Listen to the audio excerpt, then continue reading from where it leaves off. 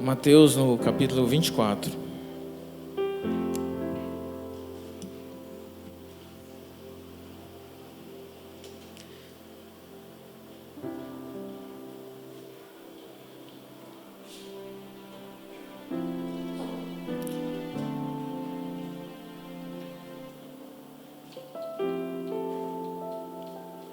Quem achou, diga amém. No Monte das Oliveiras achava-se Jesus assentado, quando se aproximaram dele os discípulos em particular, e lhe pediram: dize-nos quando sucederão estas coisas, e que sinal haverá da tua vinda e da consumação do século? E ele lhes respondeu: vede que ninguém vos engane, porque virão muitos em meu nome, dizendo: eu sou o Cristo, e enganarão a muitos. E certamente ouvireis falar de guerras e rumores de guerras. E vedes, não vos assusteis, porque é necessário assim acontecer, mas ainda não é o fim. Porquanto se levantará nação contra nação, reino contra reino, e haverá fomes e terremotos em vários lugares, porque tudo isso é o princípio das dores. E sereis atribulados, e vos matarão, e sereis odiados de todas as nações por causa do meu nome. E nesse tempo muitos hão de se escandalizar, trair e odiar uns aos outros. E levantar-se-ão muitos falsos profetas e enganarão a muitos. E por se multiplicar a iniquidade, o amor se esfriará de quase todos. Aquele, porém, que perseverar até o fim será salvo. E será pregado este evangelho do reino por todo o mundo, para testemunho a todas as nações. E então virá o fim. Pastor, você vai pregar sobre o fim hoje? O nosso fim é o começo. Vocês sabiam disso? Você quer viver atribulado para sempre? Ou você quer viver lutando contra o pecado para sempre? Ou você quer viver lutando contra a pobreza para sempre, lutando contra este mundo para sempre? Porque às vezes nos sentimos como se estivéssemos num rio com uma correnteza muito forte e a gente nadando contra ela. O evangelho é isso.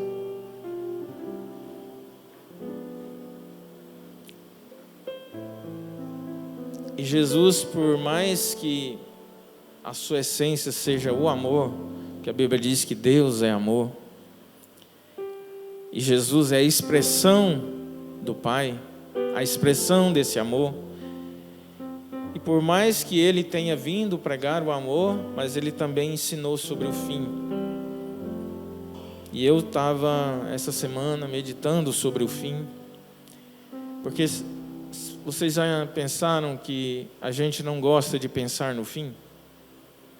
Você não pensa que amanhã você vai ficar doente, você não acredita que amanhã você pode morrer, você não acredita que... Você sabe que vai morrer, mas parece que é sempre muito longe.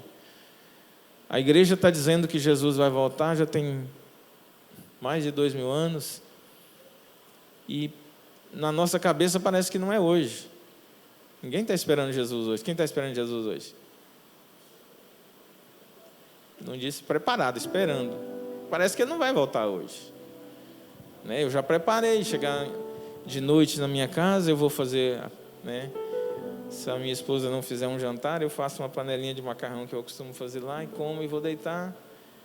Eu não estou esperando, estou preparado, mas eu não estou esperando Jesus voltar hoje. E nem amanhã. Só que a Bíblia diz que ele pode voltar? Pode voltar agora. Mas a gente não espera o pior por nada, por tempo nenhum. Eu estava assistindo um documentário na Netflix sobre os maremotos que acontecem no Japão e na costa lá dos Estados Unidos também. Tem uma falha lá nas placas tectônicas que ela de vez em quando dá um tremor. E até no Brasil, vocês já sentiram alguma vez a terra tremer? Quem já sentiu no Brasil? Nunca? Meu Deus, eu estou velho mesmo. É raro, mas dá um tremidinho de vez em quando, irmãos. Já aconteceu várias vezes no Brasil. Só que lá é muito constante. E aí, eles sabem que de 100 em 100 anos vai acontecer um tremor. E quando treme, as placas se movem e as águas se perturbam e elas vão em direção à costa. E aí, enquanto ela está em alto mar, tranquilo, não tem problema nenhum. Mas quando ela chega na costa, que ela bate, uma parte volta e as outras que estão vindo começam a vir por cima e aquilo começa a tomar volume. E ela vem, então, invade e sai arrastando casa, arrastando tudo que vê, carros, pessoas, tudo que vê pela frente. E eu olhando o documentário e achando uma coisa estranha, né? Já aconteceu várias vezes nos Estados Unidos, já aconteceu várias vezes no Japão, e o povo vai e constrói a casa no mesmo lugar. Por que que eles constroem a casa no mesmo lugar? Sendo que um maremoto já passou ali, arrastou tudo e destruiu tudo. Porque eles não acreditam que vai... Eles sabem que pode ter outro amanhã, mas eles não acreditam que vai ser amanhã. Então eles constroem e vão vivendo, vão vivendo. A hora que acontecer, e o repórter falando, na hora vai acontecer a catástrofe. Não é se, é quando. Mas o povo está aqui, continua aqui no mesmo lugar, porque a gente não acredita que vem o fim. Nós não estamos, nossa mente não está preparada para a morte e nem para o fim. Mas o fim virá. Independente se você acredita nele ou não. Independente se você sente ele ou não. Independente se você se preparou para ele ou não. Independente se você está esperando ele ou não, ele vai vir. Independe da sua vontade. Independe da sua preparação. Independe das coisas que você pensa sobre ele. Independe. O fim vai acontecer. E aqui os discípulos chegaram para Jesus e perguntaram, Senhor, dá-nos um sinal do tempo do fim. Eles estavam no Monte das Oliveiras, que era ali que Jesus gostava de orar, e ali ele se reunia com seus discípulos, quando eles ficavam mais a sós, sem a multidão em volta, sem as pessoas em volta. E Jesus, com muito amor no seu coração, ele ministrou essa palavra aos seus discípulos. E ele diz, o fim está próximo.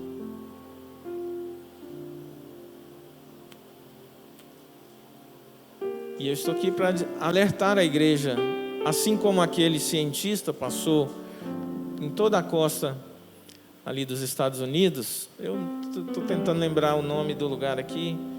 Aquela falha de Santo Anders lá. E ali perto de São Francisco ali, né? E eu esqueci o nome do lugar. E o cientista passa ali dizendo, vai haver um grande maremoto aqui, porque acima deles estão montanhas, e as casas estão construídas lá embaixo na costa. E eles foram construídos um deck para conter as águas quando a maré sobe, mas esse deck não consegue conter um maremoto. E ele diz, no próximo terremoto de escala 9, que vai acontecer, isso aqui vai ficar tudo debaixo d'água. E eles estima-se que ali vai morrer mais de 100 mil pessoas só naquele dia, naquele evento. Mas o povo continua lá.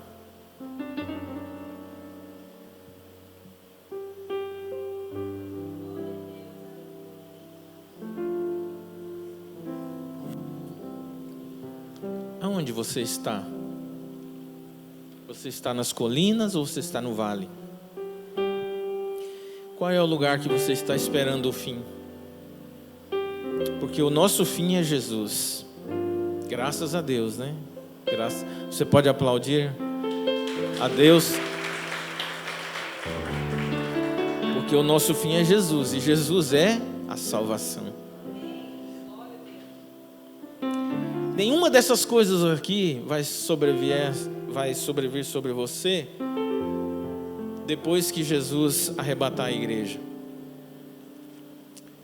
E esse aqui é um sinal do fim, mas as coisas que vão acontecer no fim, eu não vou mencionar aqui, que não dá tempo, são coisas terríveis.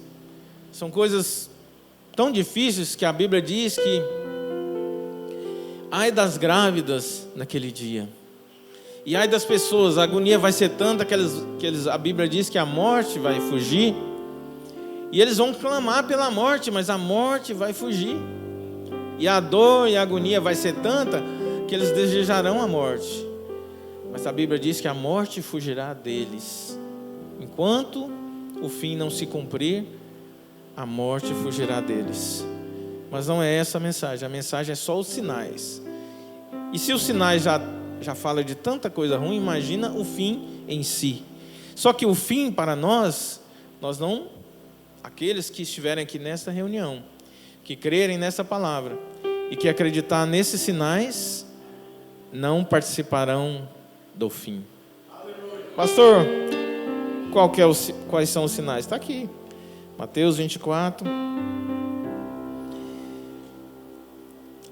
E dize-nos quando sucederão essas coisas e que sinal haverá da tua vinda e da consumação do século. E ele lhe respondeu: vede que ninguém vos engane, porque virão muitos em meu nome dizendo, eu sou o Cristo, e enganarão a muitos. Quantos já vieram dizendo que é Jesus? Em vários lugares do mundo. Tem um agora no Chile, um doido lá. O Henrique Cristo, todo mundo aqui já viu, né? Ele vai no programa de televisão e diz, eu sou Jesus, né? E tem muitos outros. Então, esse sinal já se cumpriu. E certamente ouvireis falar de guerra e rumores de guerra. Quantas guerras nós já vimos, já presenciamos. Eu não sei se vocês sabem, mas nós estamos perto da Terceira Guerra Mundial. E se as coisas continuarem caminhando da forma que está caminhando, isso vai acontecer muito breve. E se Jesus não voltar nos próximos 10 anos, provavelmente nós experimentaremos esta guerra, porque o mundo está se dividindo em blocos. E não sei se vocês perceberam na pandemia que a gente, cada vez mais, uma nação depende da outra para sobreviver, para as coisas, para a tecnologia. E hoje o centro da atenção está em Taiwan, que é o lugar onde faz 80% dos chips de todo o mundo, de computadores, de celulares. E aí a América, que depende muito dos insumos de lá, diz que lá ninguém toca. A China diz que não, que é província, já foi província minha, é território meu. E diz que se alguém tocar, ela mete fogo. E em breve, muito breve, não sei se a igreja estará aqui, mas esse conflito é inevitável. Imagina se alguém deter a tecnologia de todos os celulares do mundo, ele praticamente domina o mundo inteiro. Quem hoje que não tem um celular na mão, que não depende de um celular para tudo? O celular virou hoje não é mais luxo, é uma coisa que você depende dele para tudo. Este é o palco do fim. Este é o palco das coisas que vão estar presentes e dominando no fim. É com esses aparelhos, é com essa tecnologia que o anticristo vai vir e vai fazer e montar o seu governo. Eu ia trazer uma palavra hoje sobre o grande Leviatã, que é um dragão que está no mar. Talvez eu pregue sobre isso na semana que vem. Mas como hoje é ceia, eu mudei a palavra. Mas esse grande dragão, ele está nas profundezas do mar. E é nele que Satanás vai entrar quando ele descer à terra. E quando o anticristo tiver montado o seu governo aqui, né, a Bíblia fala da besta e o falso profeta. e o anticristo. Então é nesse tempo que Satanás vai ser expulso do segundo céu e ele vai cair. Porque Satanás não foi julgado ainda, ele vai ser julgado. Ele está sendo julgado. E a Bíblia diz que a Nova Jerusalém, depois do arrebatamento, ela vai descer, ela está descendo e ela vai entrar no plano terreno. E quando ela entrar, a Bíblia diz que o Senhor vai governar dentro de Jerusalém fisicamente. Jesus, vai estabelecer o trono dele dentro de Jerusalém, físico. Porque hoje o Senhor é rei, nós cantamos aqui, Jesus é o rei. Mas naquele dia, tudo a injustiça, porque tem um texto que diz assim: Pai, Jesus, os discípulos falando para Jesus, nós que deixamos pai, mãe, casa, irmão, famílias, por amor de Ti, o que será de nós? E Jesus diz assim, vocês terão 100 vezes mais aqui na terra, 100 vezes mais, 100 vezes é 9.600% a mais do que tem, 100 vezes mais aqui na terra. E é esse texto que fala de prosperidade, não que os pastores ficam querendo tirar a oferta ali, dizendo que é, né? Apesar da parábola do semeador, diz que é 100 vezes também. Mas enfim, vocês terão 100 vezes mais aqui na terra, e ainda por cima, a vida eterna.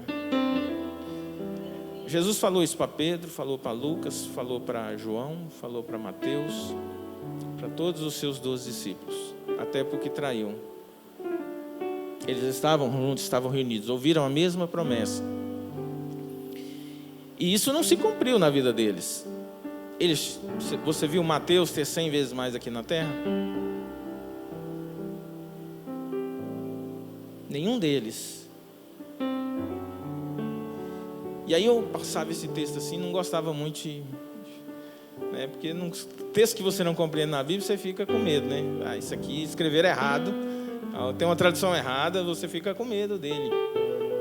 Mas se você não entender o objetivo do milênio, né? Por que Deus vai reinar 1000 anos aqui, mesmo sem ter acabado com o pecado, para cumprir todas essas promessas?